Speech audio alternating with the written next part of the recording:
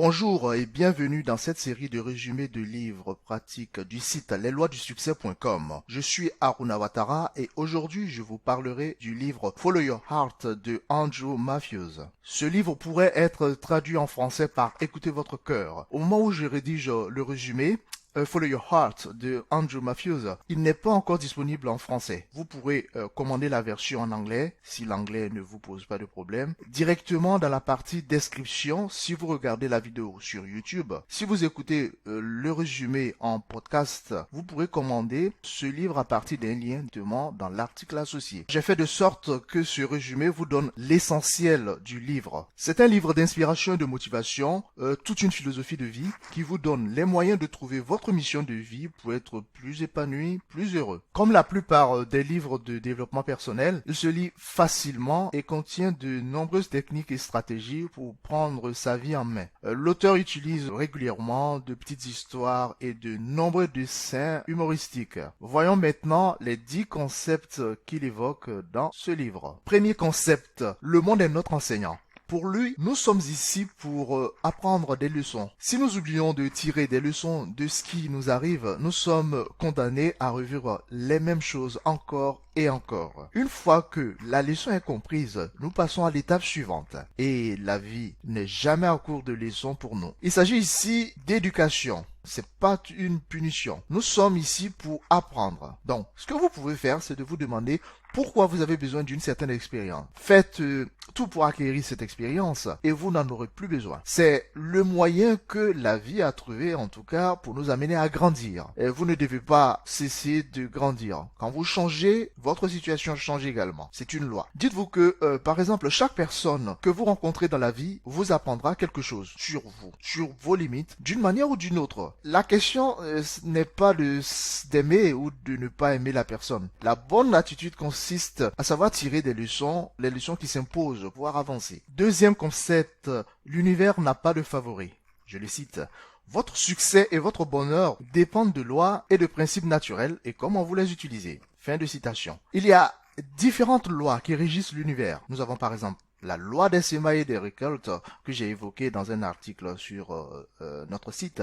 Il y a la loi de la causalité, la loi de la détérioration, etc. La vie est un système d'énergie. Nous recevons ce que nous demandons. Comprendre cela, c'est cesser de se prendre pour une victime résignée. Mieux on comprend et on vit en harmonie avec ces lois naturelles, mieux on s'améliore personnellement. Et plus on s'améliore, plus le jeu de la vie devient de plus en plus important pour nous. C'est-à-dire que le défi devient plus grand. La vie, c'est une perpétuelle progression. Notre cher univers récompense l'effort, pas les excuses. Commencez donc là où vous êtes. Donnez le meilleur de vous-même et les opportunités vous trouveront. Tout arrive progressivement. Soyez attentifs à ce qui se passe autour de vous parce que, en fait, chaque effort, en tout cas, c'est comme si chaque effort alimentait de points notre compte universel. Et nous ne pouvons pas savoir le nombre de points qu'il nous faut pour être récompensés. Pour croître en termes de développement personnel, donc, vous avez besoin de discipline et d'ordre en vous. Votre monde extérieur n'est rien d'autre que le reflet de votre monde intérieur. Adaptez-vous donc aux saisons de la vie, car tout change en permanence. La loi de la sélection, elle est brutale, c'est-à-dire s'adapter ou disparaître. Ce qui est vrai ou marche aujourd'hui pourrait ne pas l'être demain. Les gens heureux ne font pas qu'accepter le changement, ils l'embrassent. Embrassez le changement. Acceptez le changement. Concept numéro 3, la vie est le parfait reflet de vos croyances. Nos croyances, en effet, définissent notre territoire. Nous nous disputons pour elles et nous ferons tout pour ne pas sortir de ce cadre de référence. Vous attirez ce en quoi vous croyez. Quelles sont vos croyances par rapport à votre histoire personnelle, votre travail, à l'argent? Dès l'instant où vous changez vos croyances au sujet d'une situation donnée, vos différentes pensées commenceront à attirer différentes personnes et de nouvelles nouvelles opportunités. Quatrième concept, la loi de l'attachement. D'après Andrew Mafiosa, le défi de la vie est d'apprécier toute chose sans s'y attacher. Les choses que nous poursuivons s'éloignent de nous. C'est aussi valable pour les animaux, pour l'argent, pour une personne qu'on aime, etc. Il y a une obstruction émotionnelle dans l'attachement à une chose. Sans le vouloir, vous créez une énergie autour de vous qui éloigne la chose ou la personne désirée. Alors, relaxez-vous. Se détacher ne signifie pas se désintéresser. Il est possible de rester déterminé. Les gens qui sont détachés et déterminés savent que l'effort et l'excellence sont toujours récompensés. Plus vous êtes émotionnellement attaché à quelque chose, moins vous aurez le contrôle sur elle. Pour l'auteur, le détachement est la raison principale pour laquelle les riches sont riches. Ils ne sont pas désespérés. Si vous manquez d'argent, soyez relax et croyez suffisamment en votre capacité à en obtenir. Une autre loi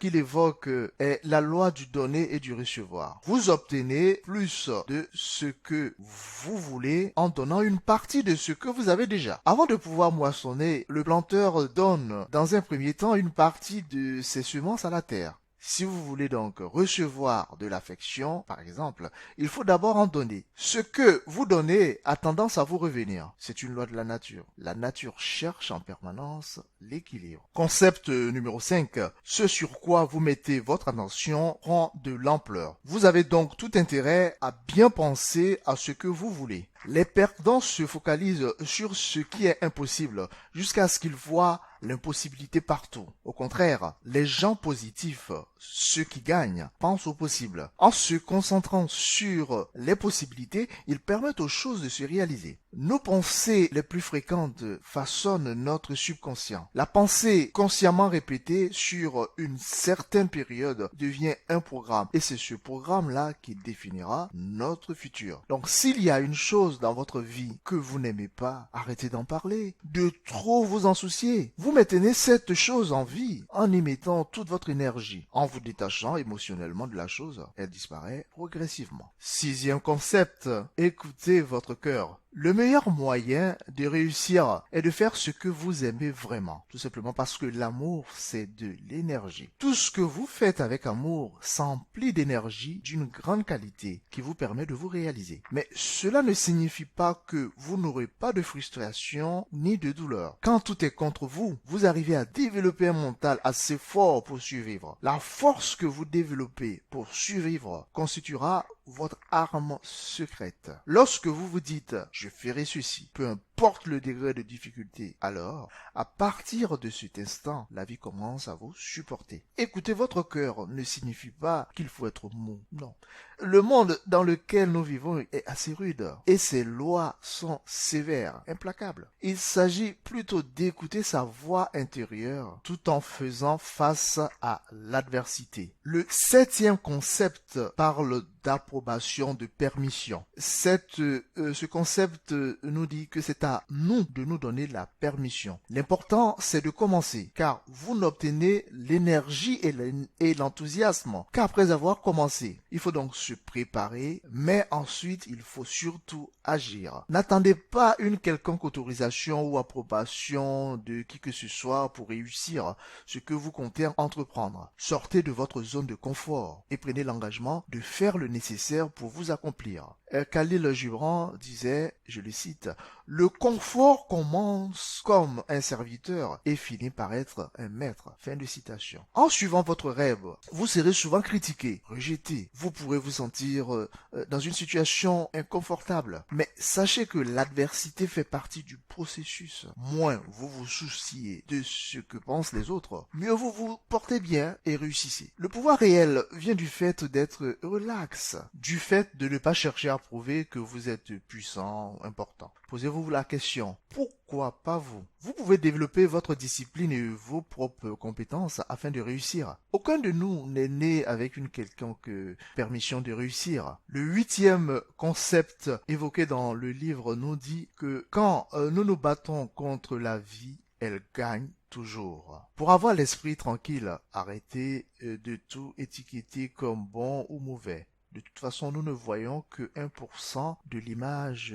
totale, de l'ensemble. En considérant que les choses vont mal, elles continueront à aller mal. Dès l'instant où vous changez de point de vue, tout change et les choses commencent à s'améliorer. Nous avons deux manières de voir le monde, soit comme un désordre, soit exactement comme il devrait être. Moins vous avez de règles sur comment la vie doit être et sur comment les gens doivent se conduire, mieux vous vous portez et serez heureux. Ce sont vos pensées que vous devez apprendre à contrôler. Vous n'avez pas de contrôle sur votre environnement, le temps ou sur ce que pensent les autres. Votre bonheur vient de l'intérieur, pas de l'extérieur. C'est en travaillant donc sur vos pensées que vous réussirez à améliorer votre qualité de vie. Car vos pensées affectent vos émotions, la manière dont vous vous sentez. La paix de l'esprit se trouve donc dans l'équilibre et la gratitude. Certaines personnes cherchent l'équilibre dans la prière, d'autres dans la méditation ou la marche. Chaque fois que vous avez de la gratitude pour quelque chose, pour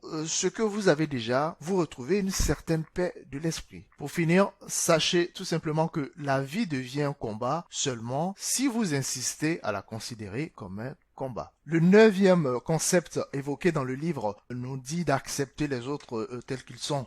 Pour que notre vie marche, nous avons besoin de savoir pourquoi nous sommes ici. Nous sommes ici pour nous aimer les uns les autres. Si vous n'êtes pas d'accord sur ce fait, vous avez certainement un besoin urgent de clarifier ce qui est important, vraiment important pour vous. Aimer les gens, c'est tout simplement les accepter tels qu'ils sont, sans juger en permanence leur conduite en fonction de nos propres règles. Afin d'atténuer nos propres souffrances, il faut également apprendre à pardonner, à surmonter nos ressentiments, car en fait, nul n'est parfait. Aimer l'autre, c'est également s'aimer soi-même. En effet, comment les autres peuvent nous aimer si, en retour, nous ne nous aimons pas nous-mêmes? S'aimer soi-même signifie tout simplement se pardonner soi-même. En d'autres termes, vous acceptez que jusque-là, vous avez vécu votre vie en faisant de votre mieux, sans culpabilité. Quand nous nous pardonnons, nous cessons de critiquer les autres. Il faut oublier que l'important, c'est pas de viser la perfection. On ne peut pas l'atteindre de toute façon. Il faut plutôt penser en termes d'amélioration, donc s'améliorer en permanence. Si nous faisons bien attention, autour de nous, nous voyons qu'il y a toujours des signes pour nous montrer combien nous avons besoin de grandir, de nous améliorer. Enfin, le dernier concept évoqué dans le livre, votre mission est de changer. Les solutions sont à l'intérieur, pas à l'extérieur. Notre mission dans la vie n'est pas de changer le monde ou les autres. Elle consiste tout simplement à nous transformer nous-mêmes pour le meilleur. Comme dit Andrew Matthews, le monde est un miroir. Ce que vous ressentez à l'intérieur de vous, vous l'obtenez à l'extérieur. Fin de citation. Quelle que soit la situation dans laquelle nous sommes, nous avons des leçons à en tirer. C'est la raison pour laquelle nous sommes ici. Et demander à Dieu de changer notre situation n'a aucun sens. Jusqu'à ce que nous changions, nous aurons toujours besoin de cette situation. Travaillez sur vous-même, c'est le plus important. Travaillez sur vous-même pour vous améliorer en permanence. L'univers est un miracle. Il a été planifié de sorte que nous apprenions des autres les leçons dont nous avons besoin à chaque moment de notre vie. Le psychiatre Carl Jung appelait ce phénomène la synchronicité. Quelles sont mes impressions? Follow Your Heart de Andrew Matthews. Loin d'inventer de nouveaux concepts, réorganise en fait des concepts qui existent déjà, mais avec une certaine simplicité qui fait que finalement ces concepts-là deviennent facilement digérables et applicables. Il s'agit de grands principes universels. La particularité de ce livre de développement personnel par rapport à bien d'autres, c'est tout simplement qu'il est bourré de dessins humoristiques qui ont été élaborés par l'auteur lui-même, ce qui rend la lecture très agréable. Il est également parsemé de petites histoires captivantes qui illustrent bien les différents chapitres. En tout cas, je ne peux que vous recommander ce livre-là. Sachez que le résumé que je viens de faire est disponible sous forme d'articles, de podcasts et de vidéos directement sur le site lesloisdusuccès.com. Vous avez également le podcast sur iTunes. Merci et à bientôt.